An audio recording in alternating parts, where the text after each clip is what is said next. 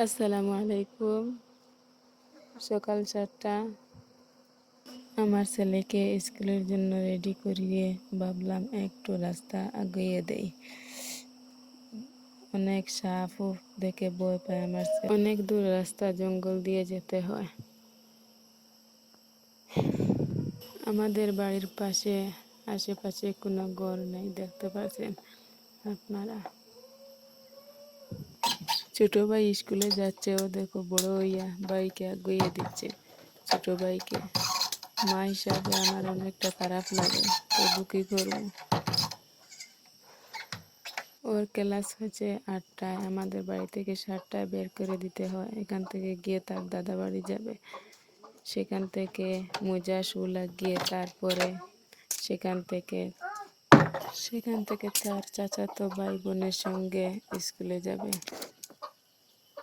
ওর আঙ্কুল নিয়ে দিয়ে আসবে।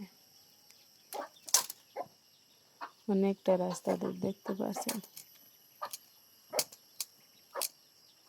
শুধু জঙ্গল আর জঙ্গল। আমার ছেলে ভয় পায় না, অনেকটা সাহস হয়ে গেছে।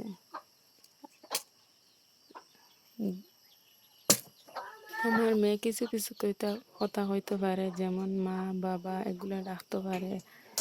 তারপর তার ছোট ভাইয়ের নাম আরিফ, আরিফ ডাকতে পারে না, ভাই ডাকে ওকে। দেও নেও এইসব করতে পারে, এক্সট্রা অন্য কিছু পারে না।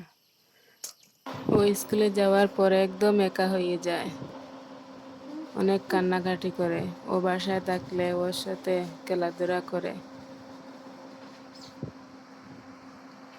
আমি বেশি দূর রাস্তা আগুইয়ে দিচ্ছি না, বাদে ওকে আনা যাবে না, ও সাথে